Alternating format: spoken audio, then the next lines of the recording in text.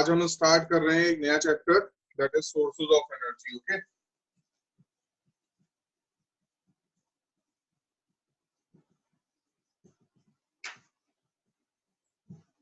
Sources of energy. इसमें आज उनको अच्छी बात ये लिखना कुछ नहीं है, सिर्फ समझना है। ओके, हमारी एनसीईआरटी के को रेफरेंस लेते हुए ही मैं चीजें समझाता हुआ चलूंगा, टॉपिक बाय टॉपिक, जो जो चीजें उसके अंदर आती जाएंगी। एंड नोट्स जो हैं I give you as PDF, उसको आप लोग फिर नोट कर लोगे आराम से। सफिशिएंट टाइम दूंगा, कोई ज्यादा कोई बर्डन नहीं होने वाला, ठीक है। तो सफिशिएंट टाइम दूंगा, नोट्स और असाइनमेंट फिर नोटबुक में अपने बाद में कर लेंगे। ओके, फिलहाल के लिए बस चीजें समझते चलो अच्छे तरीके से कि क्या क्या चीजें होती हैं, कैसे होता है एवरीथिंग, बस अभी समझते चलो। और तुमको अभी फिलहाल के लिए कुछ भी लिखना विखना नहीं है, अंडरस्टूड। तो वन बाय वन हमारे एनसीईआरटी से देखते हुए चलेंगे कि एनसीईआरटी में क्या क्या चीजें हैं, जो चीजें इलेबोरेट करने की है, समझाने की हैं, कुछ वीडियो अगर दिखानी पड़ेगी, कुछ इमेज दिखानी पड़ेगी, that I will show you, और वो हम करते हुए चलेंगे, अंडरस्टूड। तो एक एक करके जरा देखते हुए चलते हैं, एक एक करके जरा देखते हुए चलते हैं। Okay, so look at your NCERT first. I'm showing you your NCERT.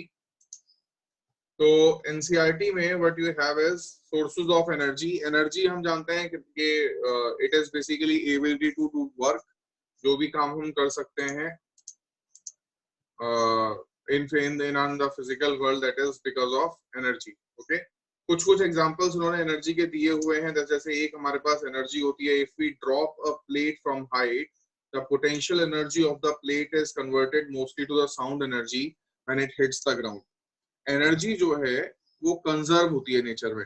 Conserve होती है नेचर में, इसका मतलब क्या है कि एनर्जी एक फॉर्म से one form to another form energy जो है वो कन्वर्ट होती है। तो एनर्जी सिर्फ अपनी फॉर्म्स को चेंज करती है, बट इट रिमेन कंजर्व। जैसे ये वही बात कर रहा है कि अगर हमने कोई प्लेट ली और उस प्लेट को ऊपर से नीचे ग्राउंड पे गिराया, तो उसकी पहले पोटेंशियल एनर्जी जो उस पे रही होगी वो पोटेंशियल एनर्जी कन्वर्ट हुई काइनेटिक एनर्जी में, और काइनेटिक एनर्जी के बाद जब वो नीचे ग्राउंड को हिट करेगा, तो ग्राउंड को हिट करते वक्त वहां से क्या निकलेगा, वहां से निकलेगा साउंड।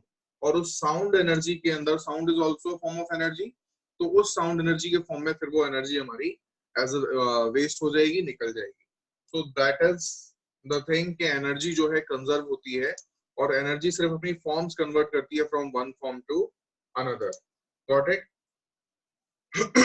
ये चीज जरा देखो कि let us consider another example. Suppose we take 100 ml of water which has a temperature of this much and leave it at room temperature where the temperature is 25 degrees Celsius. What will happen? भाई जो हमने water जो हमने लिया, we have taken some water, ये हमने यहाँ पर किसी कंटेनर के अंदर water लिया, ओके, और इस कंटेनर के अंदर जो वाटर था it was at 75 degree Celsius. ये जो वाटर है ये 75 डिग्री सेल्सियस पर है, और जो आसपास की सराउंडिंग है 75 तो इसका हो गया, आसपास का जो सराउंडिंग है वो 25 डिग्री सेल्सियस का है। तो अगर ऐसा होगा तो व्हाट विल हैपन कि इसके अंदर से जो हीट एनर्जी है वो बाहर की तरफ रिलीज होने लगेगी, अंडरस्टूड। बाहर की तरफ एनर्जी रिलीज होगी, और विद टाइम ये जो पानी है ये ठंडा होता चला जाएगा। नॉर्मली हम जानते हैं ना, कोई गर्म चीज रखते हैं तो वो ठंडी हो जाती है, और ठंडी चीज रखते हैं तो गर्म हो जाती है। तो ये क्या बोल रहा है कि व्हाट विल हैपन, तो क्या होगा, वो चीज ठंडी हो जाएगी। Is there any way of collecting all the heat loss to the environment and making the water hot once it has cooled down? एक बार वो कूल हो गया तो क्या हम एनवायरमेंट की हीट को कलेक्ट करके वापस उसको हीट कर सकते हैं? Is that possible? एनवायरमेंट की हीट को तो कलेक्ट नहीं कर पाएंगे, अगर उसके आसपास हम कुछ और लगा देते हैं तो वो शायद उसको कलेक्ट कर ले, अंडरस्टूड। तो ये है, दिस इज इट। इसके बाद है what is a good source of energy. What do you mean by a good source of energy? एक एनर्जी का सोर्स अच्छा कब होगा, सोचो।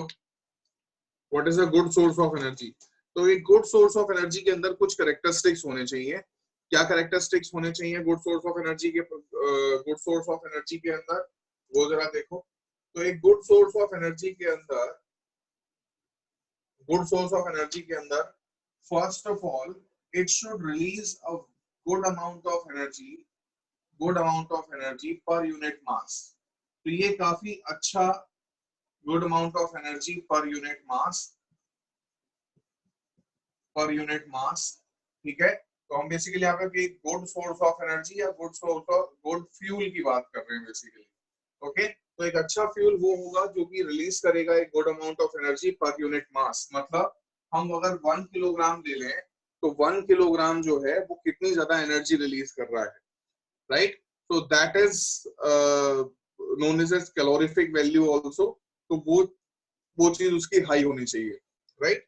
And second thing is that it should be easy to store, आसानी से वो चीज स्टोर हो सके, plus plus easy to transport करना आसान हो, ठीक है।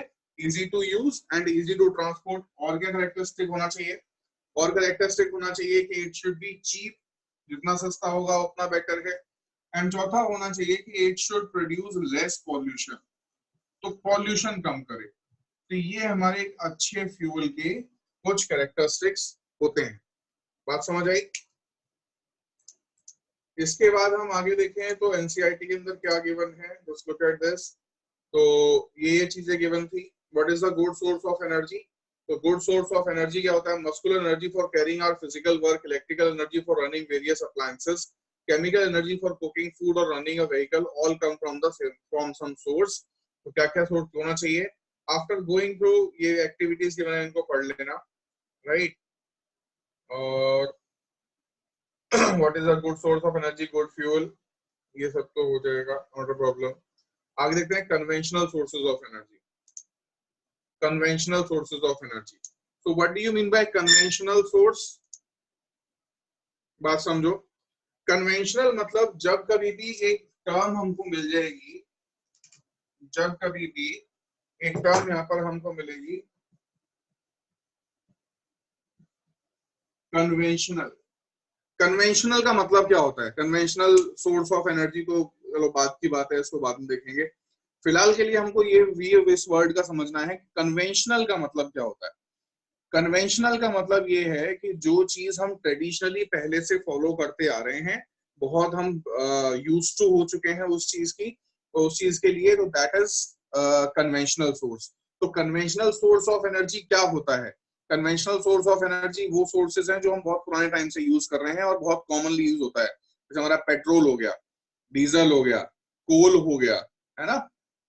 और हमारा वुड भी कह सकते हैं, क्योंकि इस गांव देहात में आज भी खाना बनाने के लिए चूल्हा जलाते हैं, तो उसमें वुड, काउडंग के बने हुए काउडंग केक्स, ठीक है, वो सब हम यूज करते हैं ना।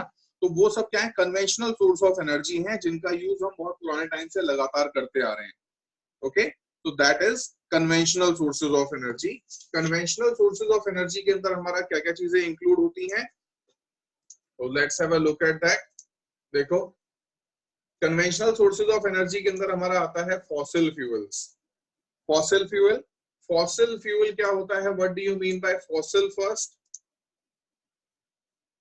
कन्वेंशनल में एक हमारा आ गया फॉसिल फ्यूल्स, ओके।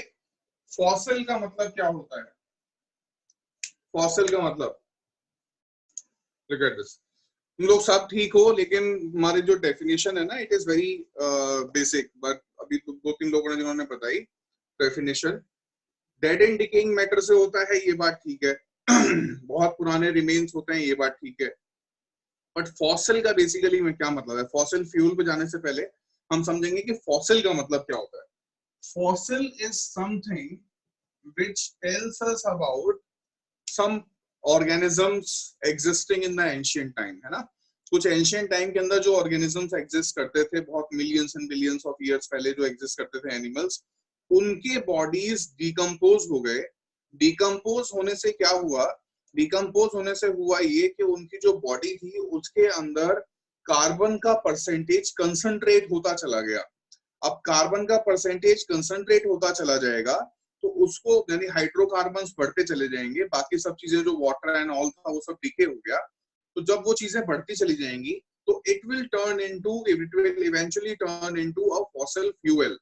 हर फॉसिल फ्यूल नहीं होता है ना, there are many fossils available, लेकिन हर फॉसिल फ्यूल नहीं होता। तो ऐसी चीजें, ऐसे उनके बॉडी के डिकेइंग रिमेन्स जिनके अंदर कुछ ऐसे चेंजेस आए कि कार्बन हाइड्रोजन का परसेंटेज, यानी कि हाइड्रोकार्बन के परसेंटेजेस बढ़ गए नॉर्मली, ठीक है। Can we use a living object to be to as a fuel, उसको हम यूज कर सकते हैं क्या? जैसे मान लो हमने बोला कि पेड़ जो हमारे होते हैं वो बहुत पहले, जब हमारे क्या बोलते हैं जुरासिक एरा में और उससे भी पहले जो एरा होते थे, ठीक है, बहुत एंशियंट एरा के अंदर वो चीज अंडरग्राउंड हो गई और बहुत हाई प्रेशर कंडीशंस के अंदर वो जो वुड था वो हमारा कन्वर्ट हो गया किसके अंदर? कोल के अंदर। ये बात हम जानते हैं ना। तो अब अगर जिस एफिशिएंसी के साथ हम कोल को बर्न कर सकते हैं और वो हमको एनर्जी देगा, क्या उसी एफिशिएंसी के साथ आप एक लिविंग पेड़ को उठाओ और उसको बर्न करो तो वो उतनी एनर्जी देगा? क्या वो उतनी एनर्जी देगा? सोचो, जितनी एनर्जी हमको एक कोल दे सकता है, एक पेड़ था जो कि हजारों साल पहले जमीन में दब गया और उससे अब कोयला बन गया है, तो उस कोयले से जो हमको एनर्जी मिलेगी, क्या उतनी एनर्जी हमको एक लिविंग पेड़ दे सकता है अगर हम उसको बर्न करने लगे? तो जवाब है नहीं देगा। क्यों? क्योंकि उसके अंदर बहुत सारे कंपोनेंट, उस पेड़ की बॉडी के अंदर, जो वो ट्री हमारे पास आज की डेट में अवेलेबल है, उस ट्री के अंदर बहुत सारे कंपोनेंट ऐसे हैं जो जल नहीं सकते, है ना भाई? पानी है भरा हुआ है इसके अंदर और भी कुछ बाकी कंपोनेंट्स हैं जो कि जल नहीं सकते, राइट? अब हुआ क्या कि जब ये पेड़ जमीन के अंदर दब गया तो टाइम बीतने के साथ साथ इसके अंदर वो कंपोनेंट जो जल नहीं सकते थे, नॉन कंबस्टिबल कंपोनेंट, वो धीरे धीरे डिकम्पोज होना स्टार्ट हो गए और इसके अंदर हाइड्रोकार्बन का एक हाई परसेंटेज, या कार्बन का, कोयले के केस में कार्बन का एक हाई परसेंटेज बच गया जो डिकम्पोज नहीं हुआ।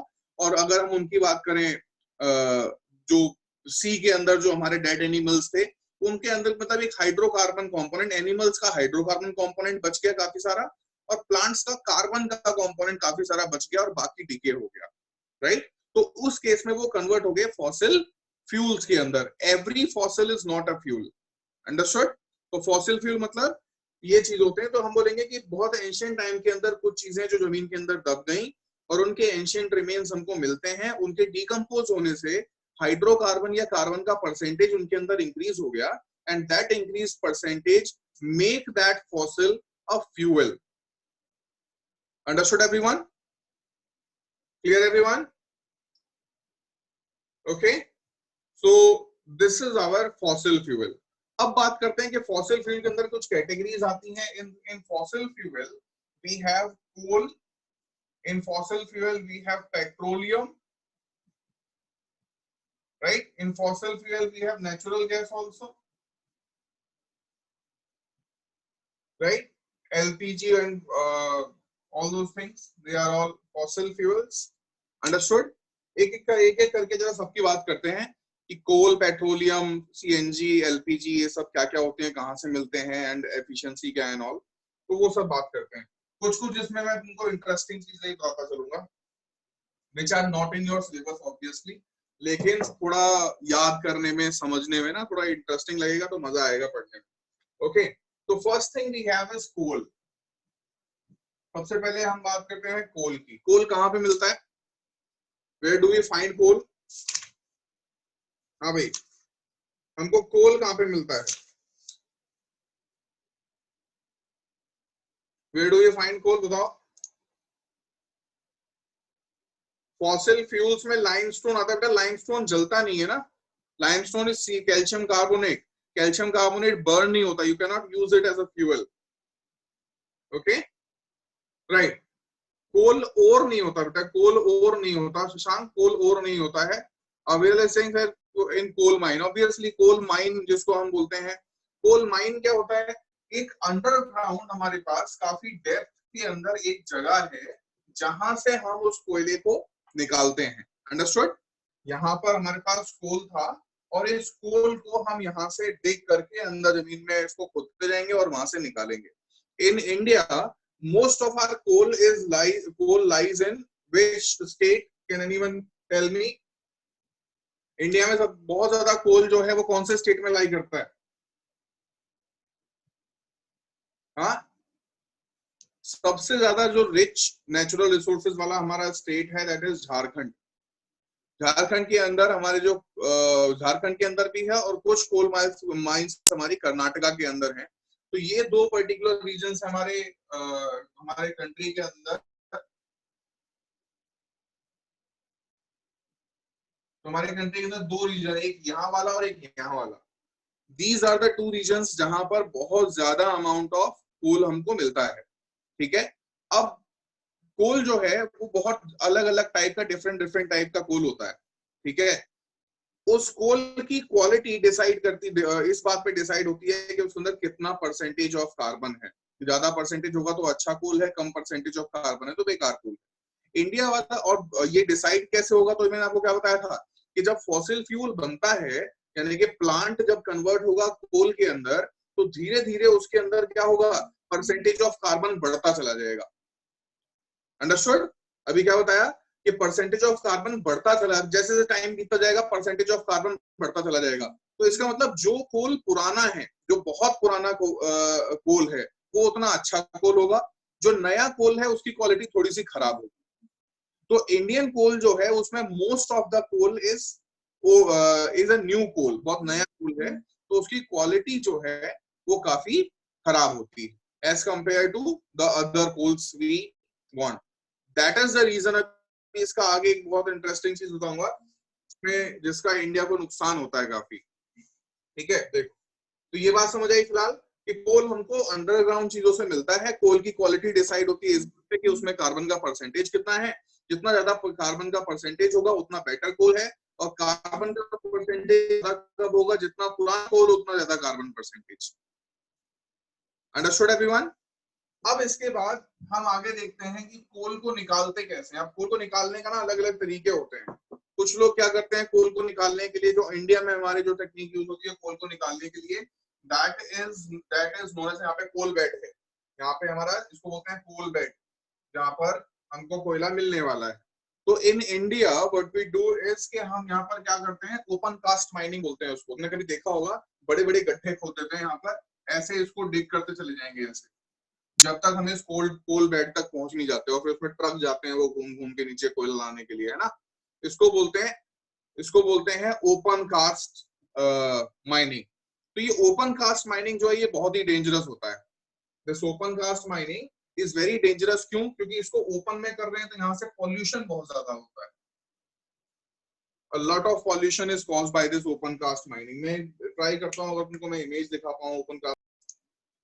Can you see this? This is an image of an open cast mine. तो ये ओपन कास्ट माइन में क्या हो रहा है, इसे गड्ढा करते करते करते करते अंदर चले गए जब तक हमको कोल मिलेगा, ठीक है।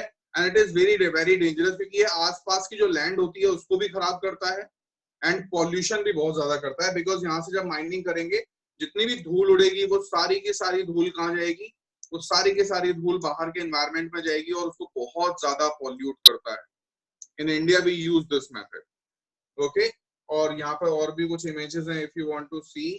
यहाँ पर ये देखो, this is also an open cast mine. यहाँ पर रास्ते बनाती हैं ट्रक्स वगैरह के जाने के लिए, and this is like that, okay. Understood everyone? तो this is open cast mining, काफी ज्यादा डेंजरस होती है। In other countries there are some other technique which they use. America तो आजकल कोल गैसिफिकेशन करता है। कोल गैसिफिकेशन में क्या होता है, लेट मी टेल यू, छोटा सा है बता देता हूँ। तो ये एक तरीका है। इसका एक नुकसान और भी है कि हमारे यहाँ एक टेंडेंसी होती है ऑब्वियसली लोगों की, कि जो जिन लोगों को ये माइनिंग का कॉन्ट्रैक्ट मिलता है, जो लोग माइनिंग करते हैं, वो अच्छा अच्छा कोल निकाल लेते हैं और बेकार वहीं छोड़ देते हैं, और फिर वो पड़ा पड़ा धीरे धीरे एयर के और मॉइस्चर के एक्शन से वो धीरे धीरे वेपराइज होकर के बहुत ज्यादा अमाउंट ऑफ CO2 वहां से एमिशन होता है। तो इतना ज्यादा CO2 कार्बन एमिशन हमारे कंट्री में, उसका एक रीजन ये भी है, ओपन कास्ट माइनिंग होती है, और अदर मेथड्स पे जा ही नहीं रहे हैं। इन अदर कंट्रीज हम क्या मेथड यूज करते हैं, एक मेथड दिखाता हूँ।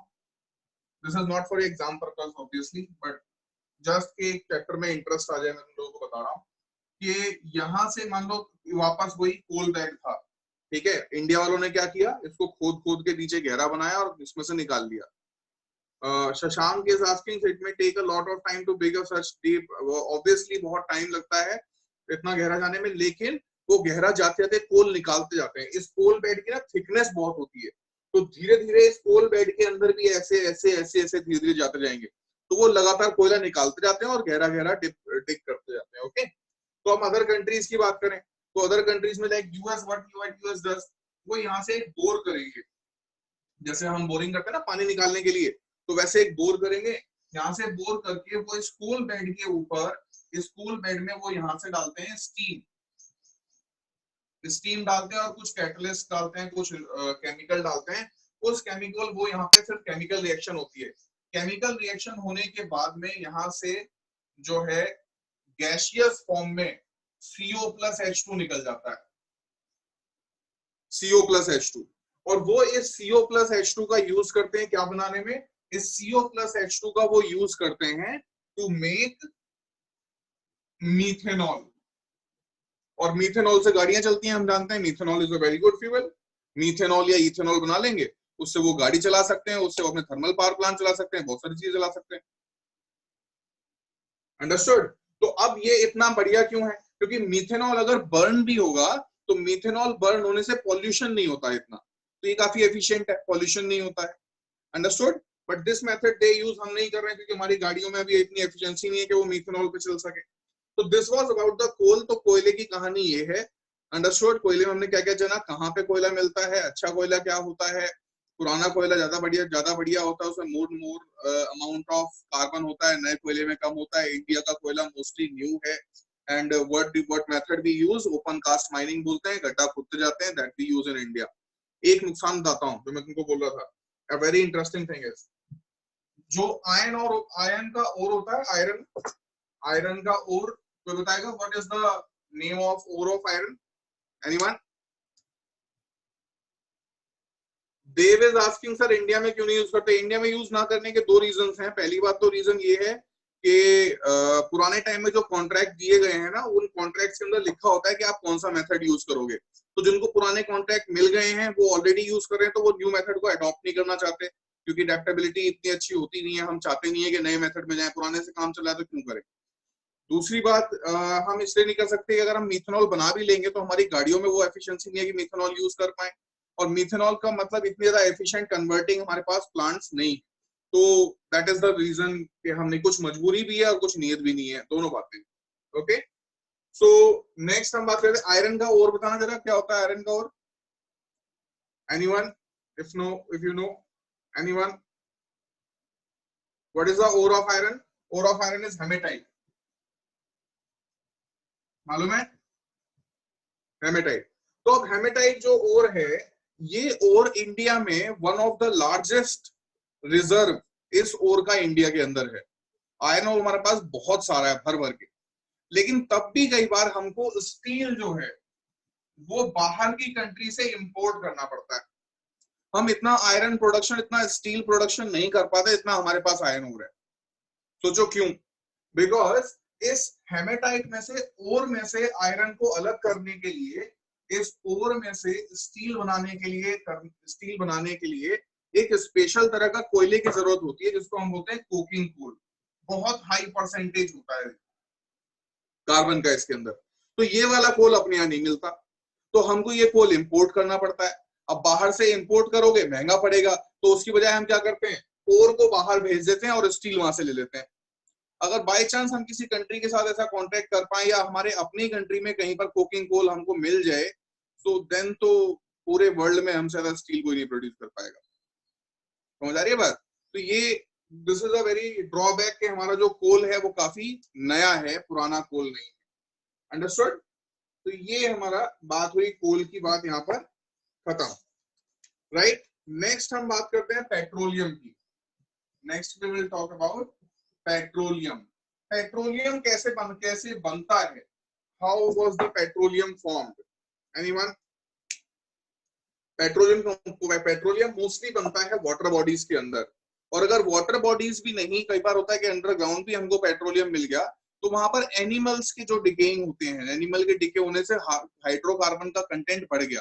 पेट्रोलियम के अंदर बेसिकली क्या होता है, पेट्रोलियम के अंदर हमारे हाइड्रोकार्बन होते हैं। हाइड्रोकार्बन मतलब ऐसे कंपाउंड्स, ऐसे एलिमेंट जिनमें बहुत लंबी चेन्स होती हैं, कार्बन की चेन्स होती हैं, और इनके अंदर हाइड्रोजन अटैच होते हैं। बहुत लंबी चेन्स होती है, 15 कार्बन की, 18 कार्बन की चेन्स जो है। तो ये हाइड्रोकार्बन चेन्स होती हैं इसके अंदर। कोल के अंदर क्या होता है, कोल के अंदर कार्बन होता है, हाइड्रोकार्बन की चेन्स होती हैं लेकिन कम होती हैं। उसकी जो क्या बोलते हैं क्वालिटी है, that will be decided by that will be decided by the percentage of carbon, लेकिन यहाँ पर होता है हाइड्रोकार्बन। डिफरेंस समझ आ रहा है दोनों में? कोल में कार्बन, इसमें हाइड्रोकार्बन। तो ये हाइड्रोकार्बन जो होते हैं हमारे इसके अंदर, हाइड्रोकार्बन की वजह से ही जो पेट्रोलियम है वो जल पाता है। Understood everyone? Is that clear? अब पेट्रोलियम जब हम निकाल लेंगे, पेट्रोलियम को जब हम निकाल लेंगे, तो जब पेट्रोलियम की एक्सट्रैक्शन होती है तो पेट्रोलियम हमको मिलता है किस फॉर्म में? इसको हम बोलते हैं crude petroleum. Crude petroleum, crude मतलब इसको कच्चा तेल भी बोलते हैं, राइट? इस क्रूड पेट्रोलियम की फिर होती है रिफाइनिंग। रिफाइनिंग। और एक इंटरेस्टिंग चीज आप लोगों को बताता हूं, अपने इंडिया में हमारे पास क्रूड पेट्रोलियम की ज्यादा रिसोर्सेज नहीं है, हमारे यहाँ पेट्रोलियम नहीं मिलता है इतना, ठीक है? कुछ कुछ जगह पर मिलता है पेट्रोलियम, सबसे ज्यादा अमाउंट ऑफ पेट्रोलियम हमारे को जो मिलता है that is in this part of the country.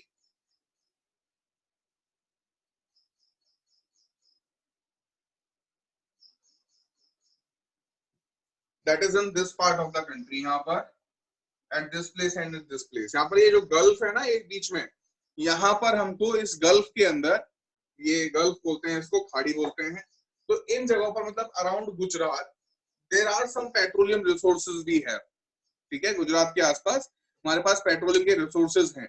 हम मोस्ट ऑफ द पेट्रोलियम जो है वो बाहर से इंपोर्ट करते हैं, खरीदते हैं, और उस पेट्रोलियम की फिर हम करते हैं रिफाइनिंग। पेट्रोलियम की रिफाइनिंग करने का क्या मतलब है? हम इस पेट्रोलियम से निकालेंगे तो पेट्रोल निकालेंगे, डीजल निकालेंगे, केरोसिन निकालेंगे, ठीक है? पेट्रोलियम गैसेस वगैरह निकाल सकते हैं। तो these are the things we extract from this, okay? अब ये सब एक्सट्रैक्ट करने के बाद एक चीज बताता हूं इंटरेस्टिंग, कि रिफाइनिंग जब हम कर लेते हैं तो जो रिफाइंड प्रोडक्ट्स हैं, Harsh is asking sir we can not extract carbon from coal. Coal से एक्सट्रैक्ट नहीं करते हम, कोल को एग्जैक्टली वैसे ही बर्न करते हैं। एक्सट्रैक्ट कर सकते हो लेकिन एक्सट्रैक्ट करने का कोई फायदा नहीं है। एक्सट्रैक्ट करोगे उसको एक्सट्रैक्ट करने का खर्चा इतना आ जाएगा कि आप अदर मेथड से ज्यादा आसानी से बना सकते हो, तो कोल से नहीं करते इफेक्टिवली, ओके? सी, तो ये बात समझ आई? रिफाइनिंग करते हैं, रिफाइनिंग से हमको कुछ प्रोडक्ट मिलते हैं। अब ये रिफाइनिंग होती कैसे है? मेथड हम यूज करते हैं which is known as fractional distillation. अब ये होता क्या है, मैं आप लोगों को एक पिक्चर दिखा रहा हूं from which you can understand. Look at this,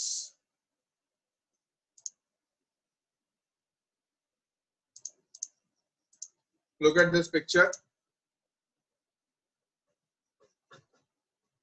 सी, ये दिखाई दे रही है? ओके, तो यहां से हमने क्या किया, ये हमारे पास डिफरेंट डिफरेंट टेम्परेचर पर, इसको बोलते हैं फ्रैक्शनेटिंग कॉलम करके एक ये सिलेंडर होता है। इस सिलेंडर के अंदर यहाँ पर तुम देख पा रहे होगे, यहां से देखो क्या चीज जा रही है, what is this? Crude oil. तो यहाँ से क्रूड ऑयल गया, क्रूड ऑयल को फिर हम यहाँ पर हीट करते हैं, तो डिफरेंट डिफरेंट टेम्परेचर पर 340 डिग्री सेल्सियस पर हमको बिटुमेन मिलता है, जिससे हम रोड्स बनाते हैं, जिसको साधारण भाषा में हम बोलते हैं तारकोल या कोल तार, तो वो मिल गया। इसके बाद यहाँ पर देखेंगे फ्यूल ऑयल मिलता है, जिसको हम fuel for ships, factories and central heating जिसके लिए यूज करते हैं, तो फ्यूल ऑयल मिलता है। फिर ल्यूब्रिकेटिंग ऑयल मिलता है, इसको हम मोबिल ऑयल बोलते हैं, गाड़ियों के अंदर डालते हैं ल्यूब्रिकेंट, वो मिलता है। 270 डिग्री सेल्सियस पर यहाँ पर हमको डीजल मिलता है। 170 डिग्री सेल्सियस पर केरोसिन मिलता है, जिससे कि जेट फ्यूल, पैराफिन और ये सब बनाते हैं। नेफ्थलीन मिलता है, नेफ्था मिलता है हमको 120 पे। पेट्रोल मिलता है 70 डिग्री सेल्सियस पे यहाँ, और ये हमको गैस मिल जाती है 20 डिग्री सेल्सियस पे, जो कि हमारी ये बॉटलिंग गैस है। Understood everyone? ये बात क्लियर कि नहीं?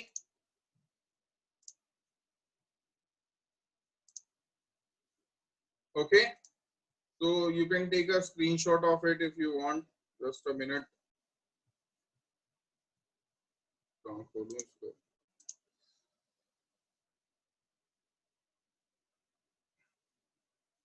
ठीक है भाई, बात समझ आइए?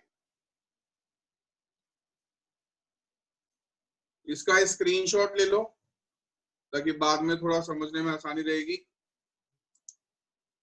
ओके, तो दिस इज हाउ हम पेट्रोलियम से अलग अलग चीजों को यहाँ से निकाल पाते हैं पेट्रोलियम के अंदर से, राइट। एलपीजी एंड ऑल वो सब चीजें हमारी यहाँ से निकल जाती है। इसके बाद हम बात करते हैं पेट्रोलियम गैस की, which is our LPG. It is also a conventional fuel ना। एलपीजी, एलपीजी क्या होता है? LPG is liquefied petroleum gas, right? Liquefied petroleum gas, which is our LPG. Okay. अच्छा, ये मीटिंग एंड होने वाली है अभी, दोबारा वापस रिज्वाइन करेंगे, उसके बाद फिर एलपीजी आगे देखते हैं, ठीक है। मीटिंग एंड होने वाली है, राइट। एलपीजी क्या होता है? LPG is liquefied petroleum gas. ये मिलती कहाँ पर है? तो ये मिलता है deep inside the earth crust. मतलब ये हमारा अर्थ है और अर्थ के अंदर जो सबसे अपर लेयर होती है that is the earth crust ना। तो अर्थ क्रस्ट में जब हम अंदर अंदर गहराई तक इसके अंदर डीप डिग करेंगे, तो या तो कभी कभी हो सकता है कि हमको नेचुरल गैस अपने आप अकेले मिल जाए, मतलब उसके बाद कोई और कोई कोयला नहीं है वहां पर, कोई पेट्रोलियम नहीं है, अकेले भी कभी कभी नेचुरल गैसेस के रिसोर्सेज मिल जाते हैं। कभी कभी ऐसा होता है कि यहाँ पर पेट्रोलियम था, उस पेट्रोलियम के ऊपर ये इकट्ठी हुई है वहां पर गैस, और वहां से हम इसको एक्सट्रैक्ट कर रहे हैं। Petroleum gas is extracted in the fractional distillation process. यहाँ पे हमने देखा था पेट्रोलियम गैस मिलती है, नेचुरल गैस सॉरी ऐसे मिलती है अकेली, मैं थोड़ा गलत बोल गया। नेचुरल गैस अकेले भी मिल सकती है। नेचुरल गैस की जो हम बात करें, सीएनजी हमारी कंप्रेस्ड नेचुरल गैस। तो LPG and CNG are two different things, same नहीं है। एलपीजी जो है वो पेट्रोलियम की रिफाइनिंग से मिलता है। सीएनजी जो है वो या तो कभी कभी अकेले ही हमको मिल जाएगी जब हम डीप डिग करेंगे, या फिर हमको ये मिल सकती है अलोंग विद पेट्रोलियम। जिस जगह मान लो यहाँ पे ऐसे पेट्रोलियम था, पेट्रोलियम के ऊपर यहाँ पर एक गैस चैम्बर मिल जाएगा, किसका? सीएनजी का। लेकिन इस पेट्रोलियम के अंदर से रिफाइनिंग करके हम एलपीजी को प्रोड्यूस करते हैं। दोनों बातों में डिफरेंस क्लियर है सबको? एवरीवन, ये डिफरेंस क्लियर है? पेट्रोलियम जो है LPG, LPG is obtained by the purification, by the refining of this crude petroleum. CNG इसके ऊपर ही यहाँ पर एक इकट्ठी हो सकती है, या फिर हमको अकेले भी मिल सकती है। जैसे एक एग्जांपल बताता हूँ बड़ा इंटरेस्टिंग। ऐसा माना जाता है कि हिमालयाज के अंदर, in our Himalayas there is a huge resource of natural gas. Natural gases का इतना बड़ा रिसोर्स है हिमालयाज के अंदर कि पूरी दुनिया में कहीं नहीं होगा। बट द प्रॉब्लम इज कि राइट नाउ हमको ये नहीं पता कि वो एक्सट्रैक्ट कैसे करें। एक्सट्रैक्ट करने की हालांकि कई बार कोशिश भी करी गई है, लेकिन वो थोड़ा मुश्किल काम है। इन केस हमारे पास इन फ्यूचर कुछ ऐसी टेक्नोलॉजी आ जाए जिससे हम नेचुरल गैसेस को निकाल पाए, तो that will be a very good advantage for us. Because कुछ ऐसे प्रूफ हमारे कहते हैं कि हिमालयाज जब बने थे, तो हिमालयाज के बनते वक्त में ज्योग्राफी में पढ़ा है ये बात, फॉर्मेशन ऑफ हिमालयाज पढ़ा है? एनीवन? फॉर्मेशन ऑफ हिमालयाज पढ़ा है? हिमालयाज कैसे बने थे? तो हिमालयाज मतलब ये ऐसे पढ़ा होगा ज्योग्राफी में, थोड़ा सा मैं उस पर जाऊंगा तो अच्छे से समझ पाओगे कि हमारे पास ये हमारी यूरेशियन प्लेट थी, फिर इंडिया ऐसे आकर के और यहाँ पे टकराया, तब जाके हिमालयाज बने। ये ज्योग्राफी में पढ़ा होगा, नहीं पढ़ा तब भी टेंशन लेने की जरूरत नहीं है। होता क्या है, मतलब बेसिकली जो हमारे अर्थ उसका इंडिया का जो नीचे वाला पार्ट है ना, ये वाला पार्ट जो है इंडिया का, तो ये वाला जो नीचे वाला पार्ट है, ये धीरे धीरे आकर के और ऊपर इसके साथ कोलाइड किया था, तब जाके हिमालयाज ऊपर उठे। तो ये बीच में ये जो पूरा पोर्शन था, ये पहले ओशियन था। तो उस ओशियन के अंदर कितने सारे ऑर्गेनिजम्स रहे होंगे, और जब ये आकर के हिमालयाज में ये पिचक गया, तो इसका मतलब ये है कि वो सारे एनिमल्स एंड प्लांट जो भी रहे होंगे वो भी यहाँ पिचक गए। तो there is very huge possibility, very great possibility of finding natural gas over here, Himalayas के नीचे या हिमालयाज के आसपास उस रीजन के अंदर। बट उसको एक्सट्रैक्ट कैसे करेंगे, मिलेगा कैसे, वो टेक्नोलॉजी हमारे पास अभी नहीं है। मे बी इन फ्यूचर अगर कर लिए तो हो सकता है। हर्ष इज आस्किंग थ्योरी है रियलिटी है, इसको अभी कुछ नहीं कह सकते। पॉसिबिलिटी है, साइंटिस्ट बहुत सारे ऐसी बात बोलते हैं कि ऐसा होना चाहिए, क्योंकि जो ऊपर वाला पार्ट है इंडिया का, कश्मीर वाला पार्ट, मतलब हिमालय से ऊपर का पार्ट और हिमालय से नीचे के पार्ट, वो ऐसे टकराया था और उसके बीच में ओशियन था। अगर उसके बीच में ओशियन था तो प्लांट्स एंड एनिमल्स हो सकता है उसके अंदर कुछ ना कुछ आ गए हों। अगर आए हैं तो सीएनजी होना चाहिए, बट अभी हमारे पास सोर्सेज नहीं है। पता लगाने की भी कि वो कहां पर है, और दूसरा उसको निकालने की भी। आगे टेक्नोलॉजी कुछ डेवलप हो गई और निकाल पाए तो let's see. Okay, Shank is asking, sir, in fractional distillation, heat is provided for refining, then it may also lead to severe accidents. बहुत कंट्रोल्ड एनवायरनमेंट में और एयर की एब्सेंस में करते हैं। एयर प्रेजेंट होगा तभी तो कंबशन होगा ना उसका, तभी तो बर्न होकर के एक्सीडेंट हो सकता है। बट वो फ्रैक्शनल डिस्टिलेशन कॉलम जो हमारा होता है उसमें एयर नहीं होती, देयरफॉर कंबशन होने के चांसेस नहीं है। Okay, Viral Singh sir, but is it sure that animal should be there? जब ओशियन था बीच में, यहाँ पर बीच में ओशियन था और ये चीज आके यहाँ टकराई है, तो ओशियन मरे भी, ओशियन के अंदर एनिमल्स मरे होंगे, उनके डेड एंड डिके भी उस ओशियन बेड के अंदर होंगे, तो वो वहां पर टकराने पर बीच में कंप्रेस तो डेफिनेटली हुआ होगा। और इतनी ज्यादा फोर्स है इनके बीच में कंप्रेशन की कि उसने एवरेस्ट जैसा माउंटेन बना दिया, तो उतने स्ट्रॉन्ग प्रेशर के अंदर काफी हद तक फॉसिल फ्यूल्स डेवलप हो जाते हैं। ओके, तो this is a theory. Practically जो आज तक हमको बाकी जगहों पर मिला है उस हिसाब से हम बोल सकते हैं कि होना चाहिए। ओके, बट श्योर नहीं है क्योंकि ऐसी टेक्नोलॉजी नहीं है अभी कि उतनी गहराई तक जाके देख सकें कि है कि नहीं। अंडरस्टूड? ओके एवरीवन, तो यानी कि ये जो है सीएनजी का सोर्स अलग है, एलपीजी का सोर्स अलग है। कंपोनेंट्स क्या होते हैं? एलपीजी के अंदर हमारे पास होता है butane is a major component. LPG के अंदर the butane is a major component. Understood? Butane होता है, साथ साथ ये तो हो गया मेजर कंपोनेंट, सबसे ज्यादा अमाउंट में तो ये होगा। साथ साथ हमको इसमें थोड़ा प्रोपेन भी मिल सकता है और थोड़ा इथेन भी मिल सकता है। इसमें से कुछ कुछ अगर आप लोग लिखना चाहो ना साथ साथ अपना लिख सकते हो, मैं लिखने के लिए रुकूंगा नहीं, साथ साथ अगर चाहो तो लिख सकते हो, बाकी वो तो मैं तुमको दे ही दूंगा। इसके बाद ब्यूटेन के हम सिलेंडर्स यूज करते हैं, लिक्विफाइड पेट्रोलियम गैस। इसकी दो चीजें हम पढ़ेंगे कि इसके यूज करने के रिस्क क्या है और इसके यूज करने के एडवांटेजेस क्या है। ओके, तो रिस्क एंड एडवांटेजेस, राइट? कोई बोलना चाहेगा एलपीजी का रिस्क क्या है, डेंजर क्या है एलपीजी का? रिस्क इसका वही है कि इसको यूज करते हैं हम एज एन सिलेंडर्स और in the form of pipelines. तो क्योंकि ये बहुत ज्यादा कंबस्टिबल है, ज्यादा कंबस्टिबल होने की वजह से अगर बाई चांस कहीं पर लीकेज होता है, कहीं पर लीक आउट होता है, तो it can cause very severe accidents. Okay, तो एक्सीडेंट से बचने के लिए हम क्या करते हैं? इसके लिए एक्सीडेंट से बचने के लिए क्या करते हैं? कौन बताएगा? एनीवन? बोलो, मैं अनम्यूट करूंगा।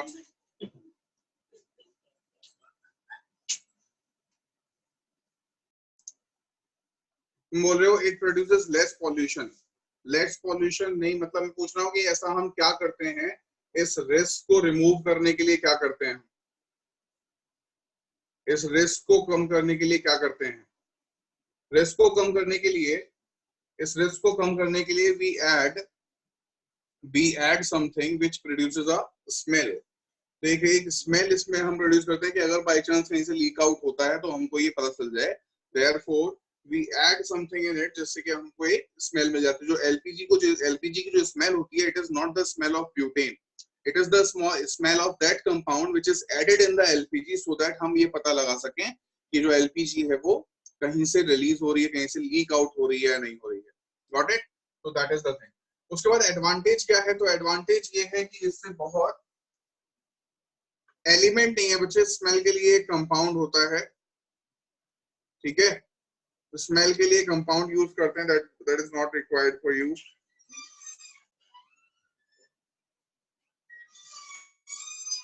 राइट, ठीक है। आगे अब एडवांटेजेस क्या है? तो एडवांटेजेस ये है कि ये लेस पॉल्यूशन करता है, और बर्न विद अ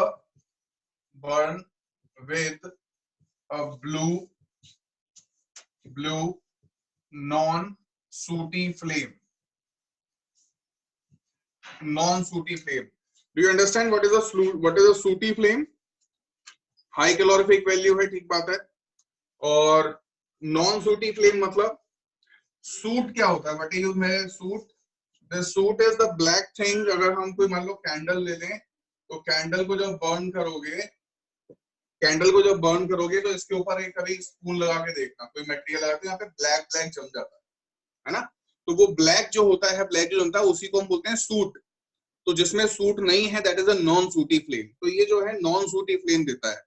लेकिन बाय चांस कभी कभी ऐसा होता है कि जो गैस स्टोव हम यूज कर रहे हैं, उस गैस स्टोव के अंदर कोई कचरा आ गया है, कुछ ऐसा हो गया, और उस गैस को प्रॉपर ऑक्सीजन नहीं मिल पा रही, तो वो भी सूटी फ्लेम देने लगता है।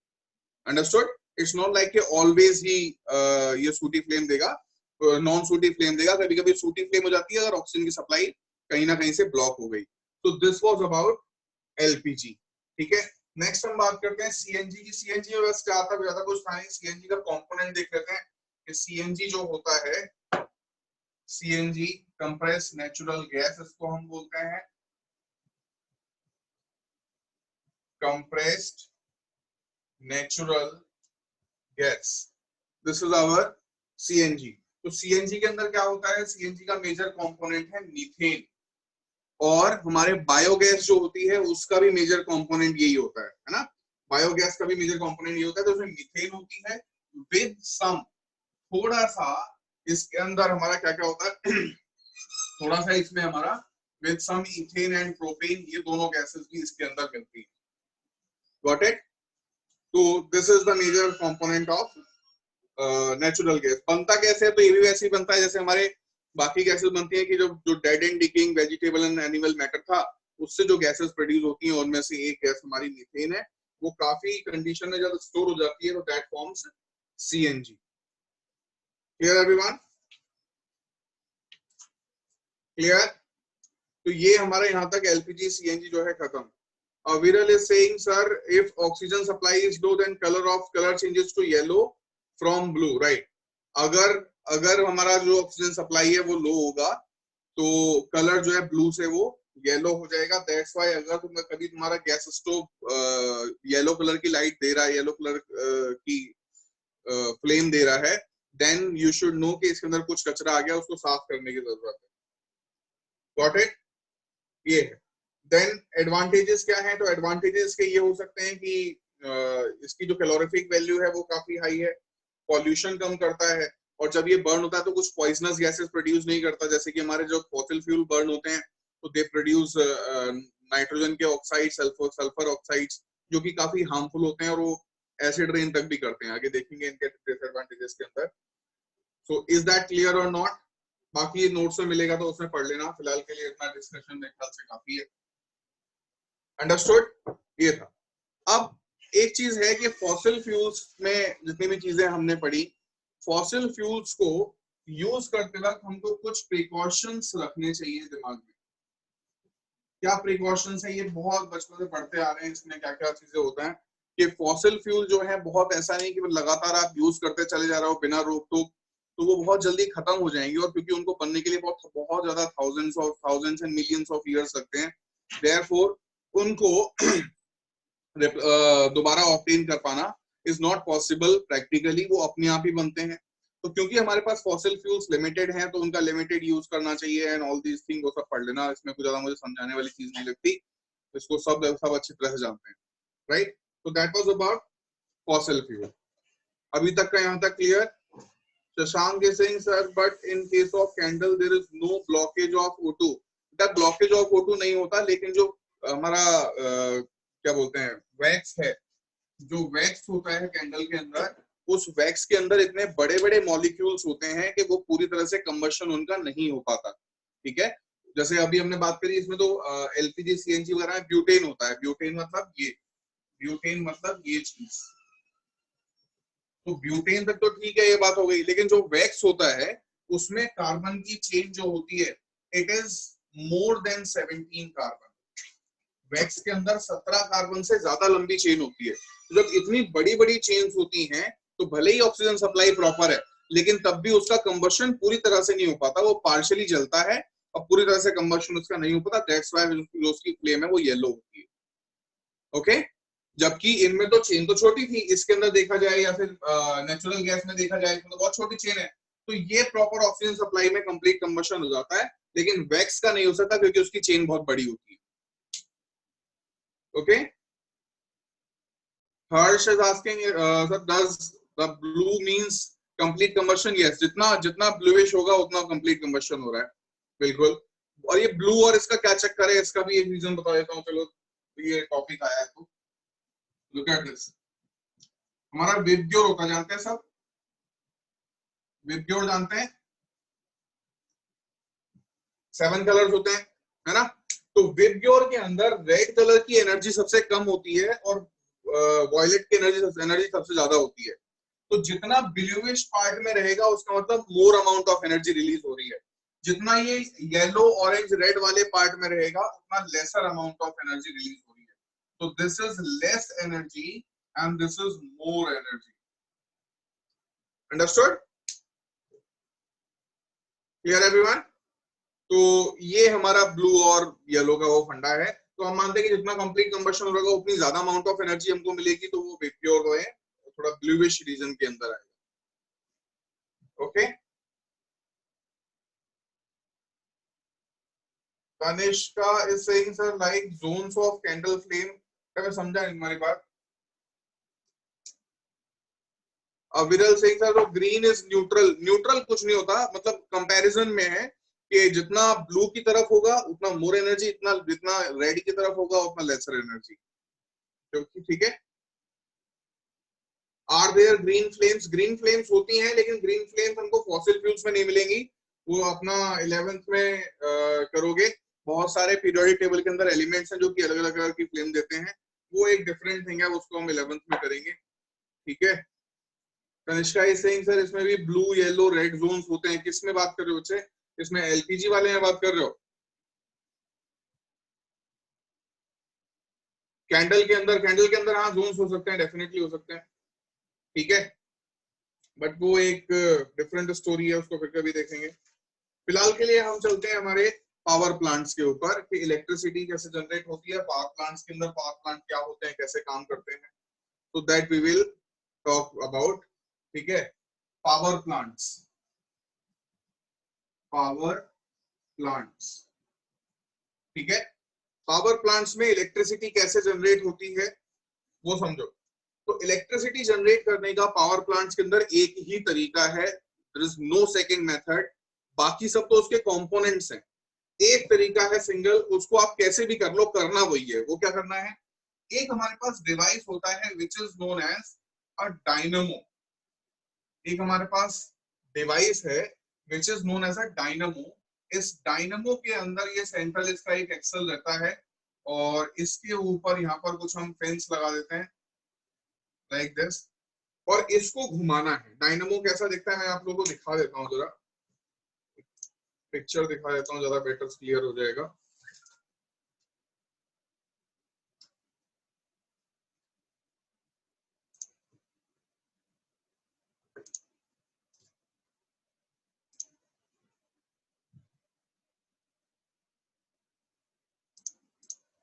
Look at this one. ये हमारे डायनामोज हैं. They are the dynamos. Okay. एक कोई भी एक पकड़ के देख लेते हैं, जैसे ये दिख रहा. तो ये हमारा डायनामो है. एक्चुअल में प्रैक्टिकली देखने में ये ऐसा दिखता है, ऐसा दिखता है. तो इसका ये एक्सल दिख रहा है. इस वाले एक्सल को हमको घुमाना है. And when we will rotate this, तो ये डायनामो जो है वो इलेक्ट्रिसिटी जनरेट करेगा. अब इसको घुमाने के बहुत सारे तरीके हो सकते हैं. You can rotate it by using hydro power, wind power, thermal energy, whatever energy you take, nuclear energy also. तो कुछ भी करके घुमाना हमको यही है. अंडरस्टूड? इसको, इसका डायनामो का जो दूसरा बदला हुआ रूप है उसको हम बोलते हैं turbine. Turbine dynamo. You can look at this.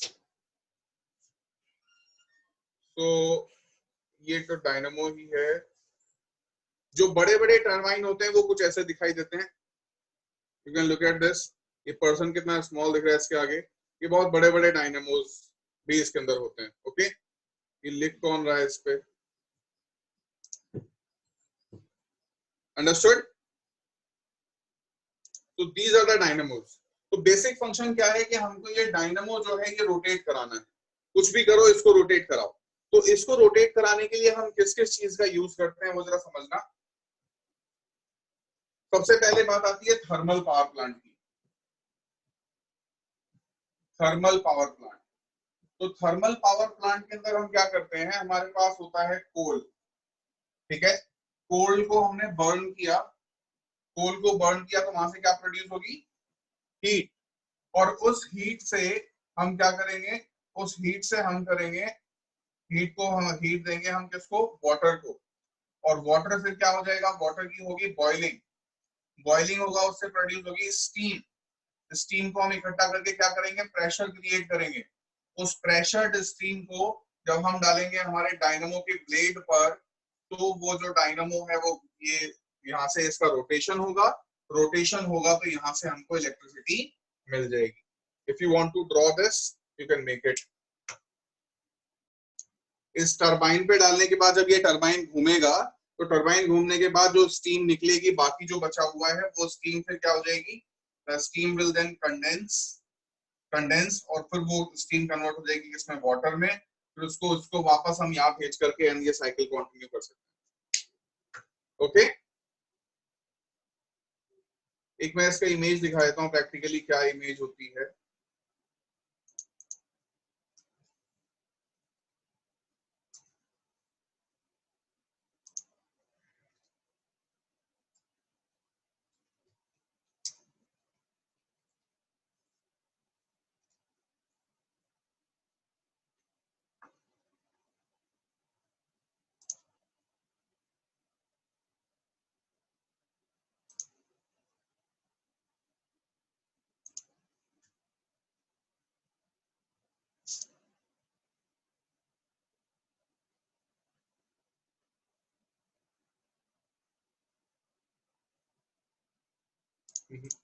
थोड़ा इसका मिल नहीं रहा है इनका।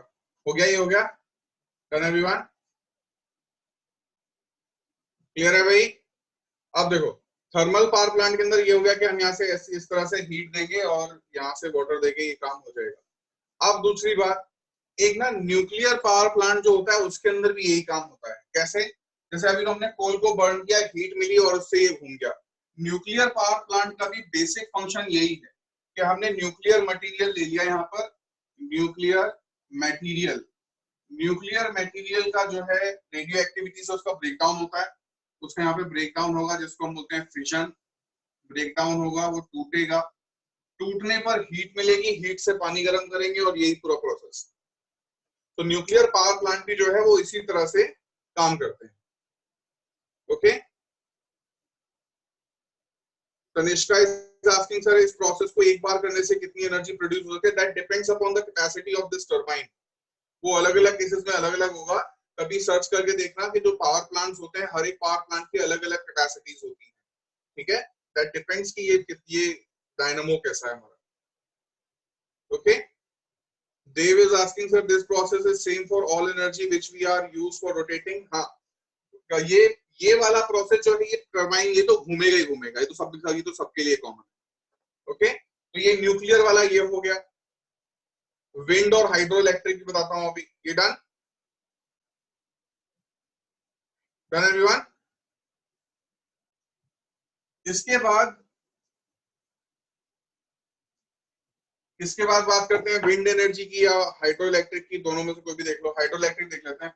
तो हाइड्रो इलेक्ट्रिक में ये था हमारे पास डैम, इस डैम के अंदर पीछे यहाँ पर पानी का रिजर्वायर होता है, बहुत ज्यादा पानी यहाँ पे इकट्ठा है, अंडरस्टूड। और होगा क्या, यहाँ पर ये हमारा ग्राउंड आ गया, ये ग्राउंड है, यहाँ पर पीछे पानी इकट्ठा है, right, this is a dam. अब डैम के अंदर क्या होगा, जब यहाँ से इस डैम के गेट को हम खोलेंगे, तो इस डैम के गेट को खोलने के यहाँ पे पानी गिरना शुरू होता है, और यहाँ पर हम रखते हैं turbines, here we will have our turbine. और वो टरबाइन जैसे ये पानी यहाँ से आगे बढ़ेगा तो ये टरबाइन यहाँ से घूमेगा, फिर से इलेक्ट्रिसिटी जनरेट होगी। और नीचे यहाँ पर भी रास्ते में we can take some turbines, ताकि जब ये पानी ऊपर से नीचे गिरे तो उसको घुमाए, तो टरबाइन घूमेगा, इलेक्ट्रिसिटी बनेगी, अंडरस्टूड, राइट। तो बात वही है कि पानी का प्रेशर हमने ऊपर से डाला और टरबाइन घूम गया, इसका एक ठीक है, बात समझ आई। तो ये हमारा टरबाइन का ब्लेड था, इसके ऊपर हमने डैम में हाई प्रेशर से जब इसके ऊपर पानी डालेंगे तो ये टरबाइन घूमेगा और बिजली बनेगी। Clear everyone? तो this is about hydroelectric power.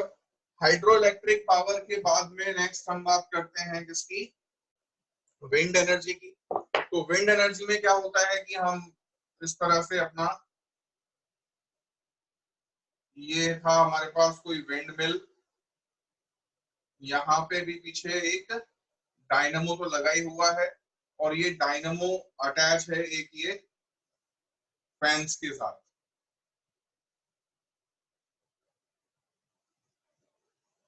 Right?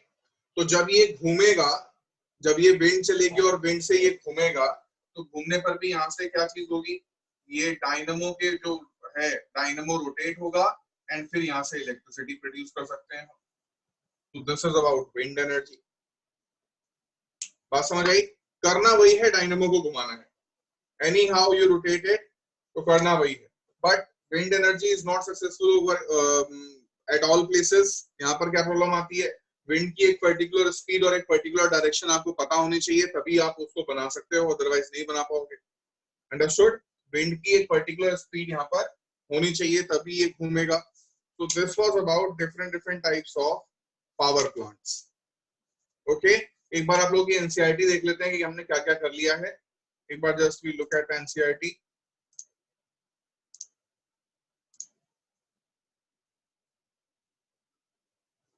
Look at this.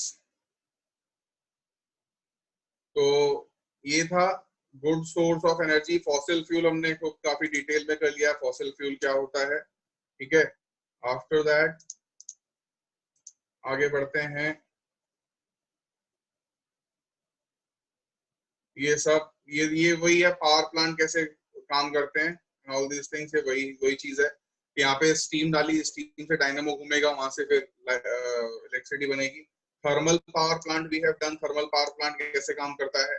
Hydro power plant we have done, क्या हाइड्रो पावर प्लांट कैसे काम करता है।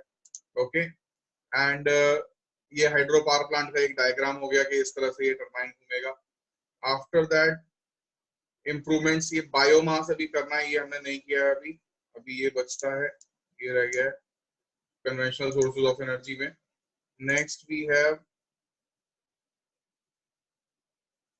ये वाला एक, ये अभी करना है बायोगैस प्लांट। ठीक है, wind energy we have done. Wind energy, kinetic energy of wind को हम इलेक्ट्रिकल एनर्जी में कन्वर्ट कर सकते हैं, this is our wind energy. इसके बाद आते हैं alternative non conventional source of energy, ये हमको करने हैं। Solar energy, solar energy, tidal energy, wave energy, ये सब अभी हमको करने हैं। ठीक है, तो एक ये बायोगैस प्लांट वाला देख लेते हैं। बायोगैस प्लांट ये वाला, ठीक है। तो काफी हद तक काफी कुछ हो जाएगा हमारे पास पढ़ने के लिए। बायोमास या ये बायोगैस प्लांट एक बार देख लेते हैं। सोलर एनर्जी से इलेक्ट्रिसिटी कैसे बनती है? सोलर एनर्जी से इलेक्ट्रिसिटी बनती है यश के, सोलर सेल तो पता है ना क्या होते हैं। डायरेक्टली सोलर सेल के ऊपर जब लाइट पड़ती है तो वहां से वो इलेक्ट्रिसिटी जनरेट करते हैं। तो वो इलेक्ट्रिसिटी जनरेट कैसे होती है, तो वो क्लास 12th में आएगा डिटेल में, सोलर सेल कैसे काम करते हैं वहां पढ़ना। फिलहाल के लिए समझ लो कि सोलर सेल जो होते हैं, जब उनके ऊपर इलेक्ट्रिसिटी, जब उनके ऊपर लाइट पड़ती है, दे जनरेट इलेक्ट्रिसिटी। ओके, एक वीडियो दिखा रहा हूँ बायोगैस प्लांट की वर्किंग के लिए, जरा उसको देखेंगे सब। ठीक है,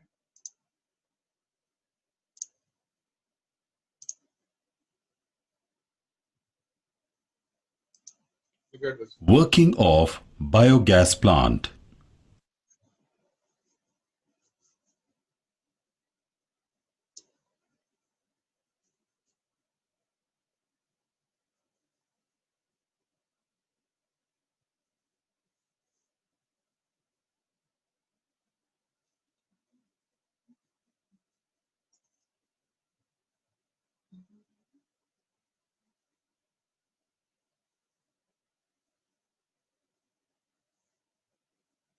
The maize from the tractor is collected in a storage bin.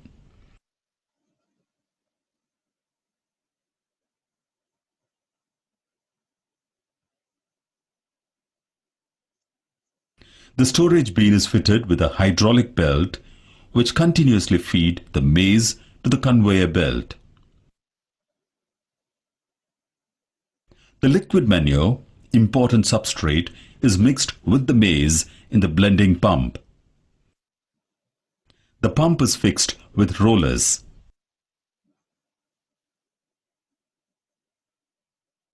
In this way, the maize is blended with liquid manure before fermentation in fermentation tank.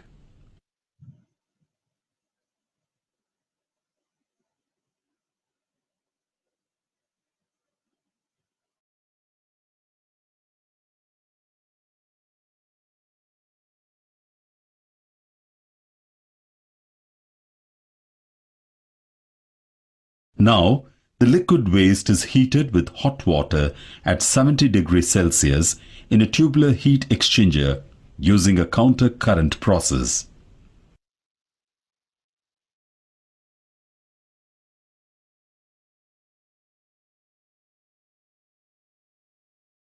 After heating for 1 hour, the hydrogenation of substrate is complete, and now they can be poured into the fermenters or fermentation tank.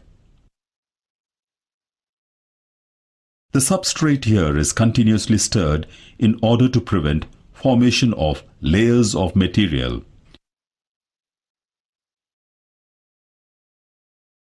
Then a hot water boil heater boils the substrate at about 35 degrees Celsius to 55 degrees Celsius.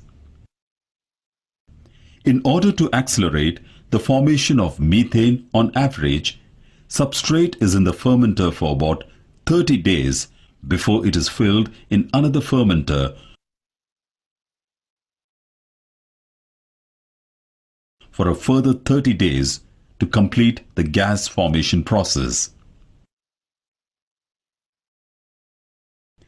During this time, slurry undergoes fermentation in the presence of anaerobic bacteria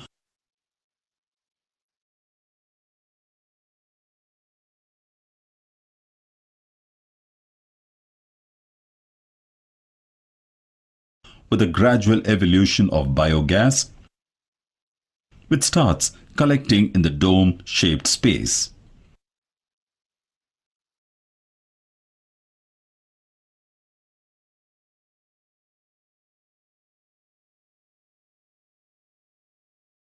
As the time passes, more and more